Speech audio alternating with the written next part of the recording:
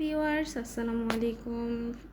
সবাই কেমন আছেন? আশা করি আমিও ভালো আছি। আজ তানিয়া কিচেনে নতুন একটা রেসিপি নিয়ে আসলাম। এটা হচ্ছে মুড়ি গন্ডা। এইটা মনে হয় বগুড়া ঐতিহ্যবাহী খাবার। আমার সেই সম্পর্কে ধারণা একটু কম থাকতে পারে। আচ্ছা, রেসিপিটা শুরু করে দেই। প্রথমত মুগ ডালটাকে খুব ভালোভাবে ভেজে নিতে হবে। একটু ভালোভাবে ভেজে নেওয়ার পর মুগ ডালটাকে খুব ভালোভাবে ধুয়ে নিতে হবে।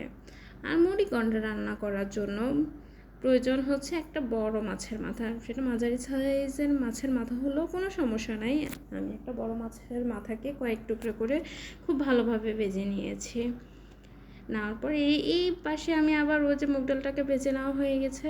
তারপর পরিমাণ মতো তেল, শুকনা মরিচ, তেজপাতা দিয়ে তেলের উপর খুব ভালোভাবে ভেজে নিচ্ছিলাম যেন রান্নাটার মধ্যে গ্রানটা খুব ভালো আসে। মুড়িঘণ্টা রান্নার মধ্যে এটা খুব ভালোভাবে ভেজে নিলে গ্রানটা একটু ভালো আসে।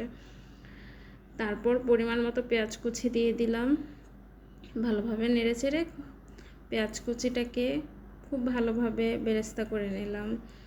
পেঁয়াজটা খুব ভালোভাবে বেরেস্তা হলে রান্নার উপর তেলটা খুব ভালোভাবে দেখা যায়। তার উপর রান্নার টেস্টটাও একটু ভালো আসে। যদি আমার এই ব্যাপারে একটু কম ধারণা থাকতে পারে, আই গেস আমার রান্না করার পদ্ধতি থেকে বা এক্সপিরিয়েন্স থেকে আমি শেয়ার করলাম। পরিমাণ মতো আদা, তারপর রসুন দিয়ে দিলাম। আর আজ আমি মুড়িঘণ্টা রান্না করার জন্য 2 কাপ ডাল নিয়েছি আর একটা বড় মাছের মাথা নিয়েছি।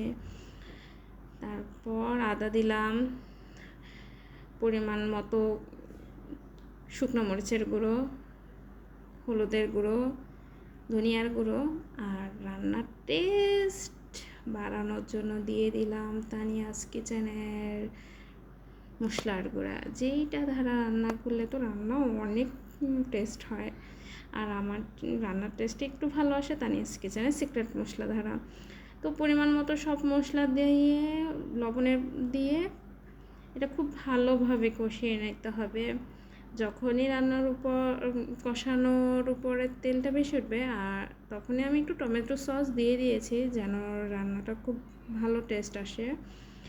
আচ্ছা, যাই হোক, আমি কিন্তু খুব ভালো ভয়েস দিতে পারি না। আমার ভয়েসে কিছু ত্রুটি তো অবশ্যই রয়েছে। আপনারা সেটা ক্ষমা সুন্দর দৃষ্টিতে দেখবেন আর ভুলগুলোকে ধরিয়ে দিয়ে সুন্দরভাবে মার্জিতভাবে কমেন্ট বক্সে কমেন্ট করে দেবেন।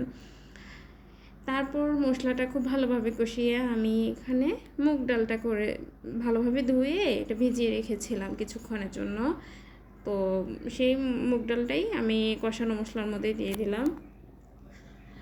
আর কিছু জানতে চাইলে অবশ্যই আমাকে কমেন্ট বক্সে বলে দিবেন বা আমি সেই ব্যাপারে আরও সতর্ক হব আর জানানোর চেষ্টা করব। মুগ ডালটা খুব ভালোভাবে কষানো হয়ে গেলে একটু ভালোভাবে তেলের উপর ভেজে কষানো মশলার উপর ভেজে একটু পানি দিয়ে এটাকে আরেকটু কষিয়ে নিতে হবে। এরপর আমি যে ভেজে রেখেছিলাম বড় মাছের মাথাটা সেটা মুগ ডালের উপর ছেড়ে দিতে হবে। নেড়ে ছেড়ে এটাকে কিছুক্ষণের জন্য কষিয়ে ফেলতে হবে।